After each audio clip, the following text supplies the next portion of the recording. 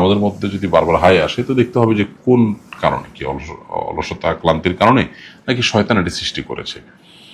ক্লান্ত থাকে, নির্ঘুম থাকে, তখন হাই আসে, এটা হতে পারে। আবার শয়তান হাই তোলায় মানুষকে, সেটাও হতে পারে। শয়তান মানুষ যখন মানুষের শরীরে প্রবেশ করতে পারে, প্রভাব বিস্তার করতে পারে মানুষের শরীরের মধ্যে, এই শক্তি আল্লাহ তাআলা তাকে দিয়েছেন। নবী করিম সাল্লাল্লাহু আলাইহি ওয়াসাল্লাম বলেছেন, ইন্না শায়তানা ইয়াজরি আহাদাকুম মাজরাদ দাম, শয়তান তোমাদের কারো রক্ত প্রবাহের সাথে মিশে যেতে পারে। তো মিশে গিয়ে মানুষকে দুর্বল করে, ক্লান্ত করে, এবং তার প্রভাবে মানুষ প্রচুর হাই তোলে। বিশেষ করে জিনের রুগী, আপনার ব্ল্যাক ম্যাজিকের রুগী, তারা প্রচুর হাই তুলতে দেখা যায়।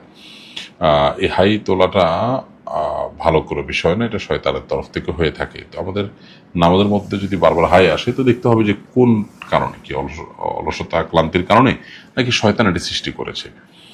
তো হাই আসলে রাসূল সাল্লাল্লাহু আলাইহি ওয়াসাল্লাম সেটাকে বন্ধ করতে, বাধা দিতে বলছেন, অর্থাৎ মুখটা তো খুলে যায়, এই জন্য হাত দিয়ে বা কোনো কিছু দিয়ে মুখে যেন হা করে না থাকে মানুষ, সেটার জন্য উদ্যোগ নিতে নবী সাল্লাল্লাহু আলাইহি ওয়াসাল্লাম পরামর্শ দিয়েছেন।